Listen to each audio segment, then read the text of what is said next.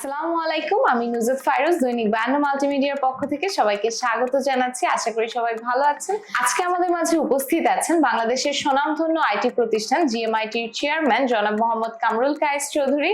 Sir, আপনাকে অনেক অনেক থ্যাঙ্কস এত ব্যস্ততার মাঝখানেও আমাদেরকে সময় দেওয়ার জন্য। নুজুত, আপনাকে ধন্যবাদ দৈনিক বায়ান্ন মাল্টিমিডিয়াকে এবং আমার সামনে যারা দর্শক দেখছেন তাদের। আমার জানা মতে জিএমআইটি গত 8 বছরে প্রায় 30,000-এরও বেশি স্টুডেন্টকে আইটি ট্রেনিং দিয়েছে এবং আমরা অনলাইন অফলাইন ডিফারেন্ট সেগমেন্টে অন্টারপ্রেনারদেরকে কাজ করতে অলরেডি দেখছি। সো এই যে ইয়াং অন্টারপ্রেনারদেরকে নিয়ে কাজ করার যে প্রবণতা, সেখান থেকে আপনার কি মনে হয় নেক্সট জেনারেশনকে কেন অন্টারপ্রেনারশিপে আসা উচিত, আর যারা অন্টারপ্রেনারশিপ নিয়ে অলরেডি ইন্টারেস্টেড তাদেরকে কোন সেগমেন্টটা বেছে নেওয়াটা বেশি ওয়াইজ মনে হবে?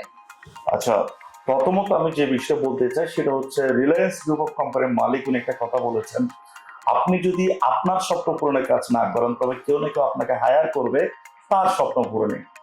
এক কথায় যদি আমি এটার উত্তর দিই তাহলে হচ্ছে আপনাকে ডিসিশন নিতে হবে, আপনি কি অন্যের অধীনে কাজ করবেন নাকি আপনি নিজেকে নিজে লিড দিবেন, নিজের স্বপ্নগুলো পূরণ করবেন।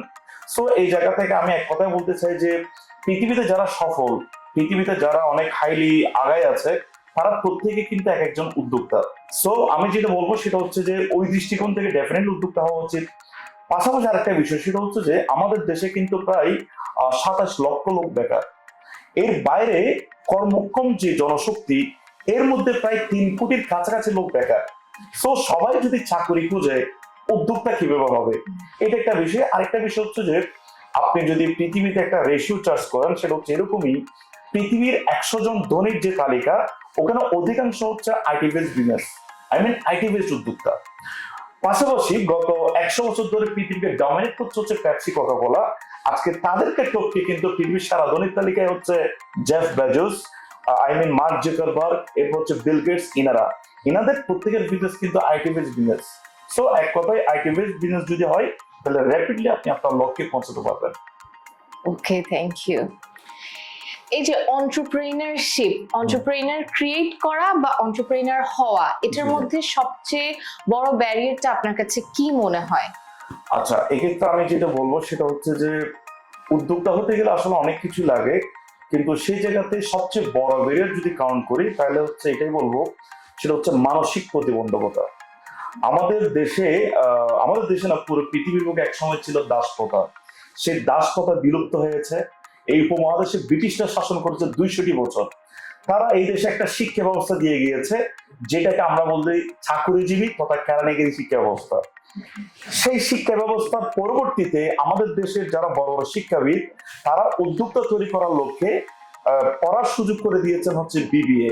এখন আপনি পড়ছেন বিবিএ, বাট ড্রিম দেখছেন হচ্ছে চাকরি করার। তার মানে আজ থেকে 1000 বছর আগে যে দাসপ্রথা ছিল, আমরা এখনো কিন্তু সেই সার্কেলের মধ্যে আছি। এর বাইরেও যদি আমি বলি এভাবে করে, সেটা হচ্ছে আমার মা বাবা আমাকে স্বপ্ন দেখায় নাই উদ্যোক্তা হও, আমার টিচার আমাকে স্বপ্ন দেখায় নাই উদ্যোক্তা হও। তার মানে তারা জানে উদ্যোক্তা হওয়ার ক্যাপাসিটি হয়তো আমার নেই এবং হিউজ পরিমাণ ইনভেস্টমেন্ট লাগে উদ্যোক্তা হতে। ওই পরিমাণ ইনভেস্টমেন্ট আমার মা বাবা জানে এটা ম্যানেজ করা আমার পক্ষে পসিবল না। আমি বিলিভ করি যে এই ব্যারিয়ারটা যদি কেউ ভাঙতে পারে, তার জন্য উদ্যোক্তা হওয়া কোনো ঘটনাই না। সো সবচেয়ে বড় চ্যালেঞ্জ হচ্ছে, আমি এইটুকু বিলিভ করি যে কেউ যদি তার এই মেন্টাল ব্যারিয়ারটাকে ভাঙতে পারে, তাহলে তার জন্য সাকসেস হওয়া কোনো ঘটনাই না। আসলে আমাদের মাথায় সেট করাই থাকে যে আমার সিজিপি এত হতে হবে, অত হতে হবে, না হলে হয়তো আমি ব্যাংকে অ্যাপ্লাই করতে পারবো না, না হলে হয়তো এই জবের জন্য আমি কেপেবল হব না। সো ওই মেন্টালিটিটা থেকে আমাদেরকে আসলে বের হয়ে আসতে হবে। জি জি, ডেফিনেটলি। Thank you. আপনি নিজেও একজন এন্টারপ্রেনার, সো এই ক্ষেত্রে আপনি মানে আপনার এক্সপেরিয়েন্সটা যদি একটু শেয়ার করতেন যে আপনি কি কি ব্যারিয়ার্স মানে ওভারকাম করে এই জায়গাতে আসছেন, সো সবাই একটু আপনার কাছ থেকে ইন্সপিরেশনটা পাবে যে হ্যাঁ, ওদেরও হয়তো বা এই ব্যারিয়ার্স গুলো ওভারকাম করে আসতে হবে। Thank you. আসলে আমরা তো লং টার্ম ক্যারিয়ারের জায়গাটাতে আমরা সেই 90-এর দশক দেখেছি, এরপরে লং টার্ম। তো এই জায়গাতে যে বিষয়টা আমরা অফলাইন পেয়েছি এবং এরপর অনলাইন পেয়েছি, যেহেতু অফলাইনটা টোটালি ডিফারেন্ট ছিল, আমি ওদিকে যাচ্ছি না। অনলাইন জগতে আমি যেটুকু বলবো সেটা হচ্ছে যে মেন্টাল যে ব্যারিয়ারটা ফার্স্ট, এরপরে যদি আমি আরেকটা চ্যালেঞ্জের কথা বলি সেটা হচ্ছে যে ফিনান্স ইনভেস্টমেন্ট। একজন ভালো মানের উদ্যোক্তা হতে গেলে, একটা ভালো বিজনেস করতে চাইলে তার একটা ইনভেস্টমেন্টের ব্যাপার।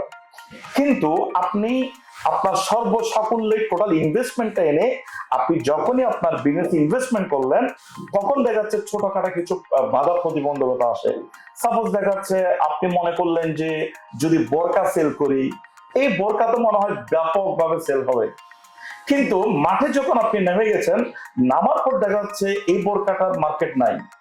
তার মানে আপনি 1 লাখ টাকা 2 লাখ টাকা প্রোডাক্ট যখন আপনি স্টকে রাখলেন, রাখার পর দেখা যাচ্ছে এই প্রোডাক্টটা মার্কেটে যাচ্ছে না, তখন এই ইনভেস্টমেন্টটা ঝুঁকিতে পড়ে যায়।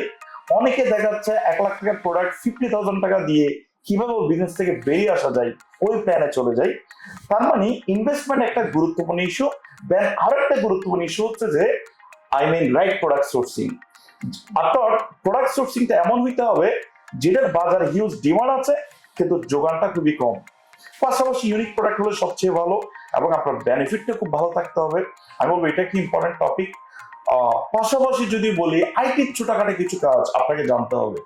ধরলাম যে গ্রাফিক্স এর একটা কাজ আপনি ওয়েট করে আছেন যে ডিজাইনার করে দিবে, আবার আপনার কাছে অতটা ফিনান্স ইনভেস্টমেন্ট করার ক্যাপাসিটি নাই, আপনি তাকে পেমেন্ট দিয়ে কাজটা করবেন।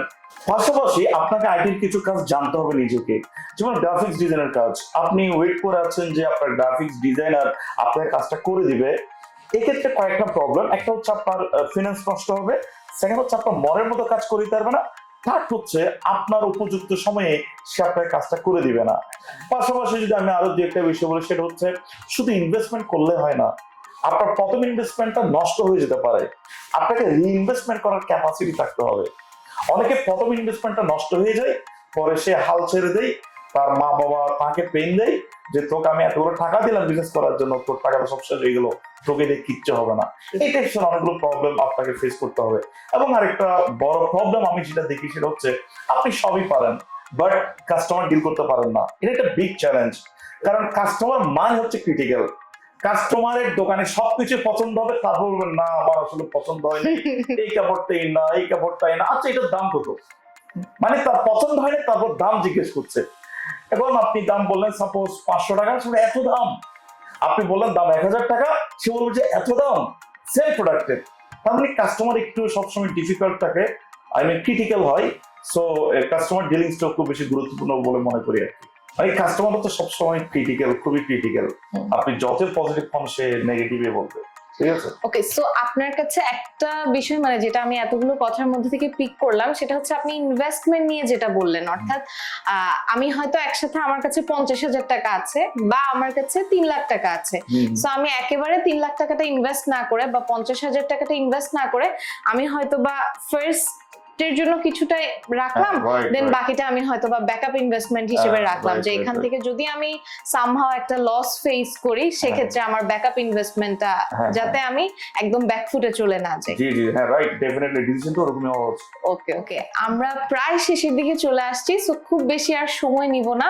বাট আরেকটা কোয়েশ্চেন, সেটা হচ্ছে আপনার প্রতিষ্ঠান জিএমআইটি, যেটা আমরা অলরেডি সবাই চিনি জানি, বাট একটু যদি আপনি ক্লিয়ারলি বা ইজিলি সবাইকে বলতেন যে কিভাবে আপনারা এন্টারপ্রেনিউর ক্রিয়েট করাতে এই যে ট্রেনিং গুলো, আইটি ট্রেনিং বা আদার্স আরো যে যে সেগমেন্ট গুলো আপনার প্রতিষ্ঠানে আছে, সো কিভাবে অ্যাকচুয়ালি আপনারা ট্রেনিং গুলো দিচ্ছেন বা কিভাবে আমি বেনিফিটেড হব আপনার কাছ থেকে ট্রেনিংটা নিয়ে।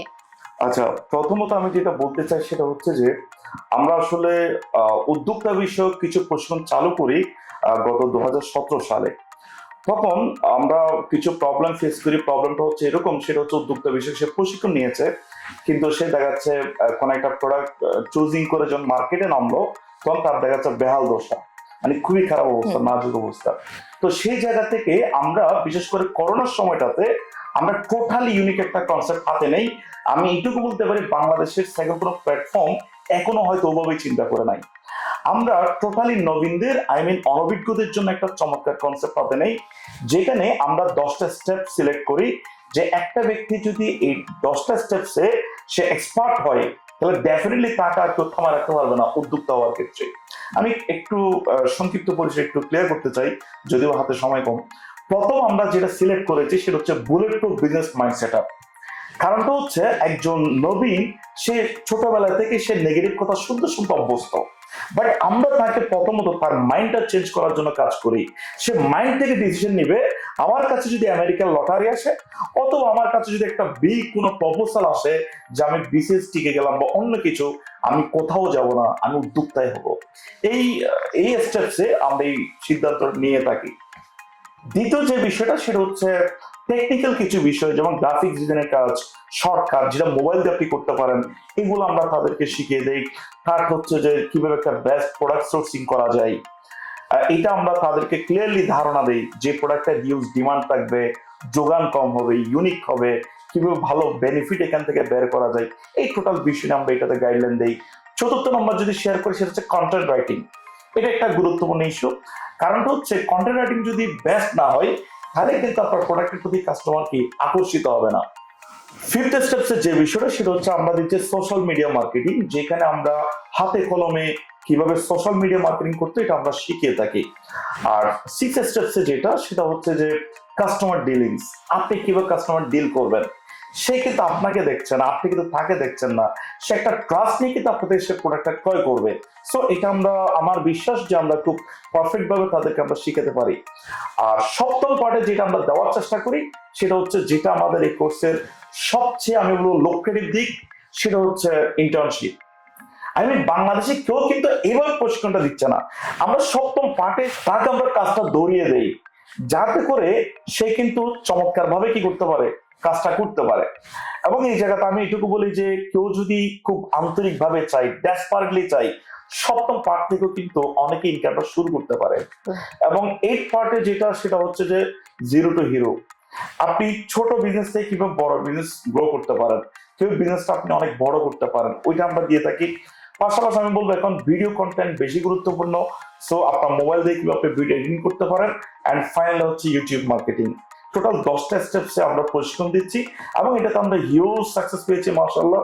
এবং আমরা অনেকগুলো প্রোগ্রাম করেছি, আমরা বছরে প্রায় 2-3টা প্রোগ্রাম করি যেখানে প্রায় আমাদের 5 থেকে 6,000 স্টুডেন্ট অ্যাটেন্ড থাকে এবং আমরা খুব সাকসেসফুল আগাচ্ছি মাশাআল্লাহ।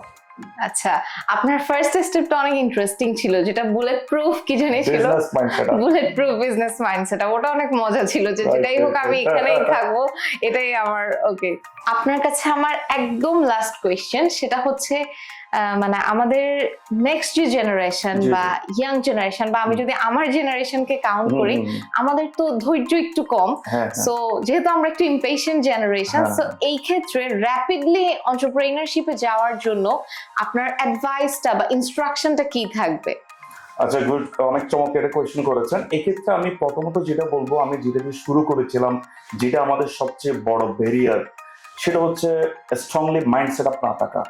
আমি বলবো আপনি অন্য কিছু দিকে না তাকিয়ে, অন্য কোনো প্রফেশনের দিকে না তাকিয়ে আপনি একদম স্ট্রেট মাইন্ড সেট আপ করেন যে আমি একজন সারা উদ্যোক্তা হব। এই একটা ডিসিশন আপনার অনেক কঠিন ব্যাপার, আপনার অনেক কঠিন বিষয়গুলো আপনাকে সহজ করে দিবে। সো এটা একটা ব্যাপার। সেকেন্ড বিষয়টা হচ্ছে আমরা যে স্টেপস গুলো ফলো করছি, এই স্টেপসে আমরা দেখেছি একজন নতুন ব্যক্তি, সে দেখা যাচ্ছে 1.5-2 মাস পর থেকে অনেকে ইনকাম শুরু করছে, যেখানে অনেক উদ্যোক্তা 1.5-2 বছর ইনকামের মুখ দেখতে পাচ্ছে না। সো আমি আপনাকে আমাদের যে প্রশিক্ষণটা আছে আমি এটা ফলো করার জন্য বলবো, এবং যদি পসিবল হয় তাহলে আমাদের কোর্সটা এনরোল করুন। আই হোপ বেস্ট ফিডব্যাক হবে। ওকে ওকে, আপনাকে অনেক অনেক থ্যাঙ্কস। আপনার এত ব্যস্ততার মাঝখানেও আমাদেরকে এতক্ষণ সময় দিলেন। ইনশাআল্লাহ আবারও দেখা হবে, ভালো থাকবেন। এন্ড আমি নুজাত ফাইরুজ আজকে বিদায় নিচ্ছি আপনাদের কাছ থেকে। ইনশাআল্লাহ নেক্সট আমাদের প্রোগ্রামে আমরা আরো নতুন নতুন উদ্যোক্তাদের সাথে এভাবে গল্প আড্ডার মাঝখানে আপনাদেরকে শেয়ার করব সবকিছু। টিল দেন সবাই ভালো থাকবেন, আর অবশ্যই সাবস্ক্রাইব করে রাখবেন আমাদের চ্যানেল জাতীয় দৈনিক 52। সো দেখা হবে ইনশাআল্লাহ। আল্লাহ হাফেজ এভরিওয়ান।